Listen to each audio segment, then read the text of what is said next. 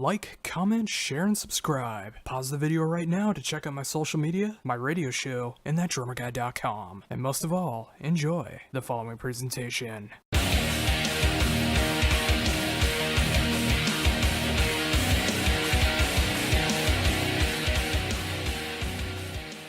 Hello?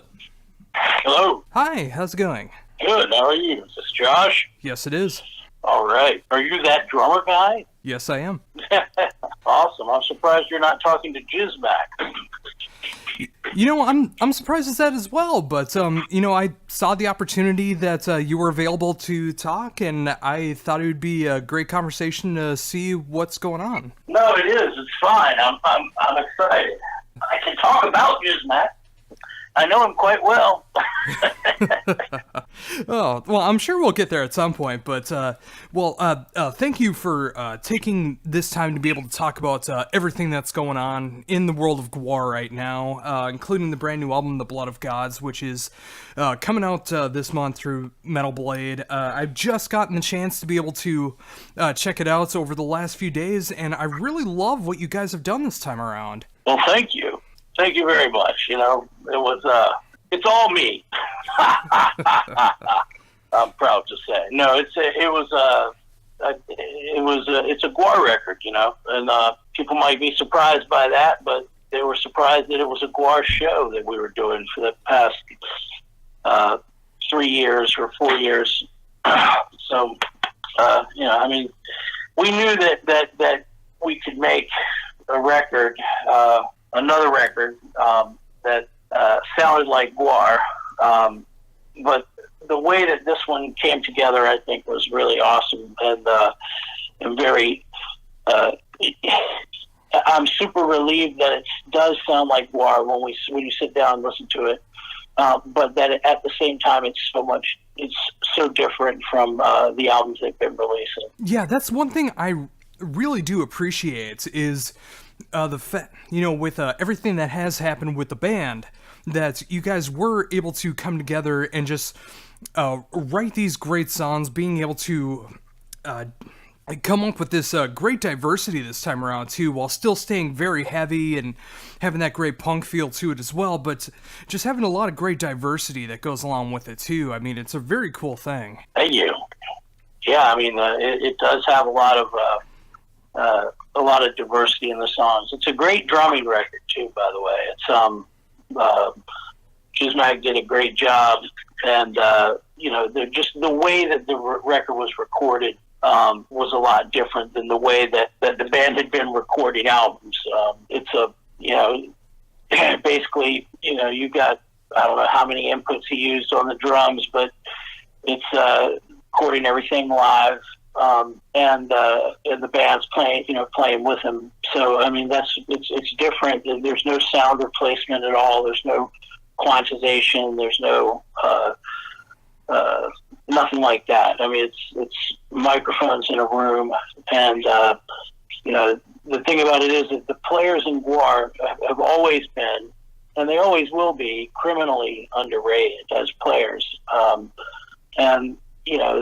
One thing that we did different on this record is that there's simply just not a lot of words. There's not a lot of singing. And that's very intentional because, I wanted the songs to be, to come through, so everything from like the way that we structured the vocals to the way that we recorded the sounds is, geared towards letting the music in Gwar kind of take center stage in a way that it hasn't for quite a while. Or maybe ever. It's like there's always been kind of and that's played over into how we're organizing for this tour as well. Like the tour is, the music is very integrated into the show, and it's. Gwar's always been theater and music, but this time the two are intertwined in a kind of a more, maybe a next level is a way to think about it, a more sophisticated way of mixing music and theater in the project of storytelling that Gwar does. And that makes me very excited because I've been able to see Gwar a few times now with you at the helm, and you have done an amazing job being able to take over for Oderus, and the fact that you guys have come together now for this brand new album, a great tribute to Oderus with the title and throughout the album, and being able to show that off in the new stage show that's going to be happening. I mean, I can't wait to when it comes through Minnesota and seeing what you guys have in store for all of us. Yeah, it's going to be great. We're working on it every day. So yeah, it's going to be more, lots of blood, of course, but there's a strong narrative in the show, and like I said, the music is just sort of better integrated into it. It always is, though, like for Gwar, immediately following an album release. Like, this isn't really anything new. Like, they've done very ambitious stage shows and before, and usually right after a record comes out is a great time to see the band because they're really focused on this narrative, that comes out in the show. And what about when it comes to your end? I mean, now that the fact that you've been able to take over control in the front, I mean, how have you taken control of it over the last few years, and now with a new album, how does it feel to be able to do that? Well, I mean, it feels good to be able, there's nothing like standing in front of a powerful rock band and belting out lyrics, it feels great. But the idea that, what you're talking about when you say control, Blothar is a sort of a spiritual leader of Gwar, but I don't know if he's in control. There's everyone in the band, and I think that the success of this record speaks to that, is that everyone is involved. They always have been involved, but people didn't realize that. They focused a lot on the lead singer. And, in his absence, like, the people who were always there doing important things to make this project come to life are, they're visible now. And their contributions are more visible, I think. And it's just because, they didn't need to be before. So I don't think of myself as being in control of anything except for my outrageous appetite for professional wrestling and pornography. That's like, but other than, and especially the two mixed together. But other than that, it really is the people in the band doing what they do great. And I also, there was Balsag, the Jaws of Death, it turns out, is an excellent lyricist. And he helped write lyrics for the record. Hushlis is a great songwriter. Beefcake's a good songwriter. Getting people together and letting them do what they do. That's, I don't know. I mean, that's leadership. It really is allowing people to do what they do, to be themselves and do it well.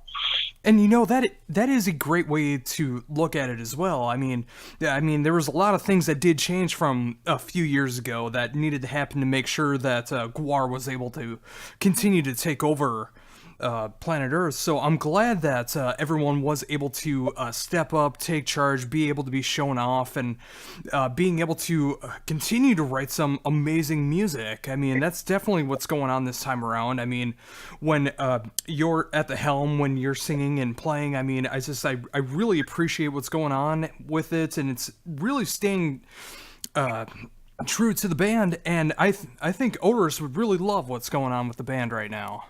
Well, I hope he would. Actually, he was such a great performer, and he really was a powerful stage presence and impossible to replace. And that's why we didn't try to replace him. We tried to do something different, because there wasn't any way. I mean, there's not any way that we're going to be able to do to anything. It would just wind up sounding like an imitation.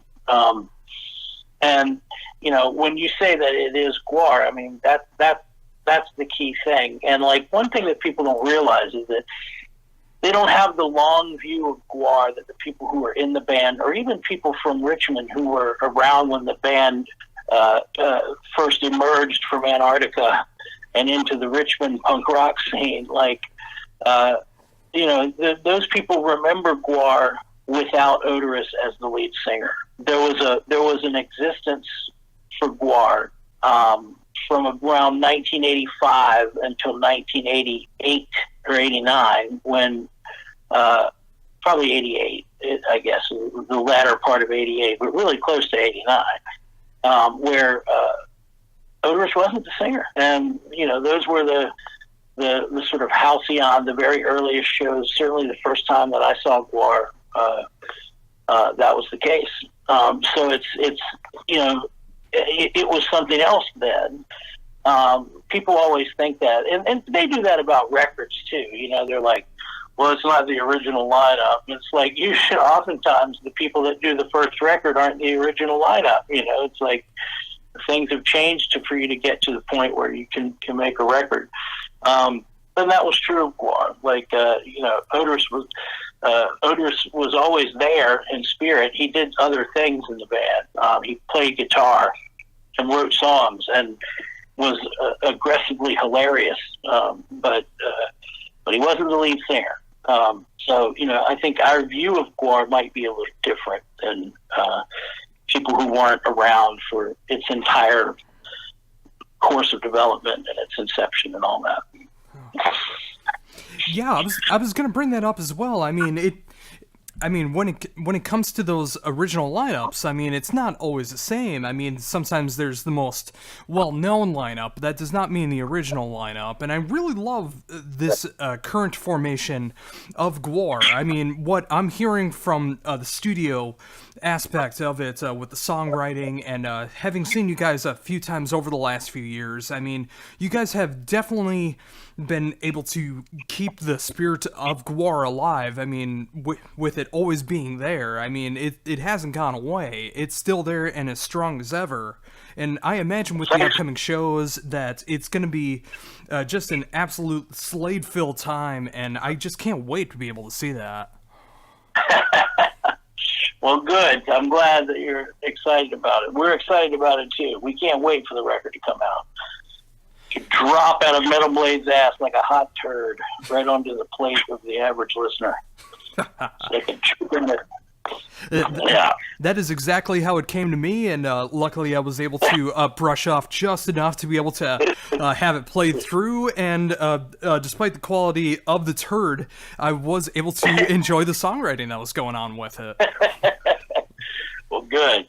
I also noticed at the end of the album that you guys were able to pay tribute to one of the biggest names in rock, AC/DC, with a cover. How did it come about choosing that to be able to close out the album? Well, the song originally was something that we did for the AV Club. They pulled the video that we did from online, mainly because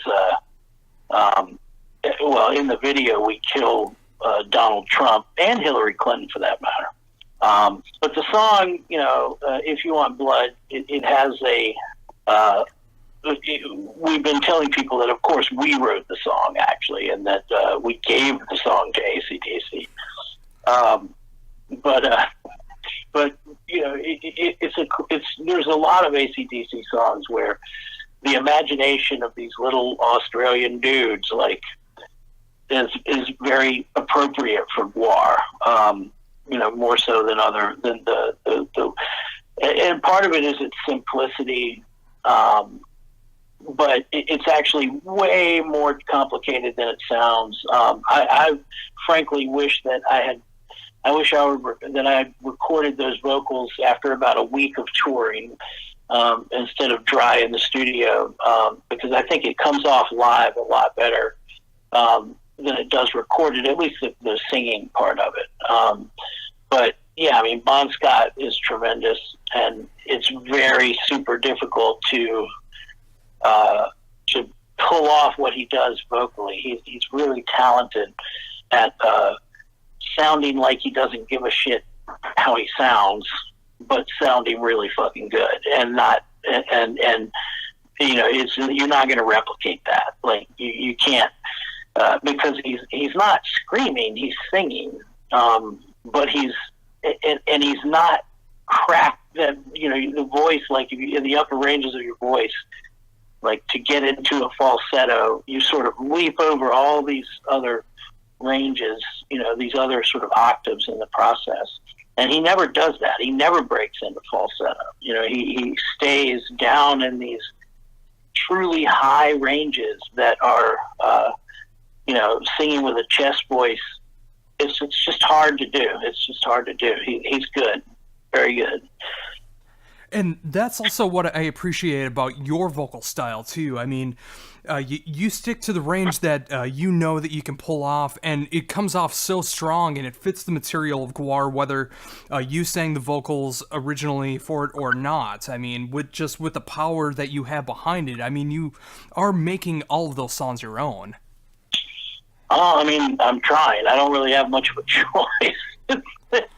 Thing about, and there are definitely Gwar songs that don't work with my voice. Like we have to, at least part of the song selection process is finding ones that, you know, aren't too deep. Like he's not, because his voice is lower. Oderus' voice was lower than mine. Like finding something that sits more comfortably in my range, or that I can move down to more comfortably.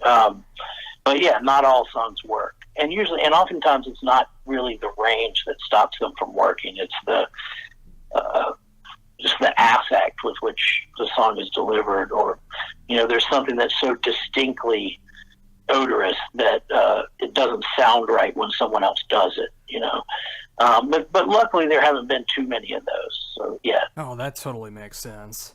But in speaking of making songs your own, you have graced us by being able to release a couple songs off the brand new album so far. What went into the process for selecting these songs for us to be able to check out before the album comes out? Well, you know, they always have these pre-sale early release songs that you know, the label plans for, and that results in like 10 million confusing and frustrated emails followed by you know, Gwar doesn't really do well with email. We're a little you know how older people are with technology. Well, imagine Gwar struggling to figure this shit out. But so, you know, we turned things over to Sleazy P. Martini, and he selected these songs with the label. And I think they were looking for songs that had a hook, and that were memorable. We were surprised that they chose Fuck This Place.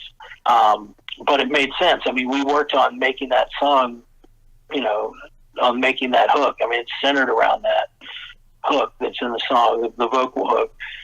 So, you know, we were looking for songs that had, that people could sing, and that people might, and also we were conscious of releasing things that spoke to the range that was going to be on the album, so that, but we didn't want to get too far. It's a difficult process, actually, more involved than what you would imagine, selecting what those songs will be, because, you know, you want a song that, if you put out something that's radically different than what you've been doing, even if it's the best song on the record, people are going to be shocked and doubtful rather than excited for the upcoming record, you know. So we had to pick stuff that worked, that was very in the wheelhouse of Gwar, and that, but that also showed, you know, that this record was going to be very different.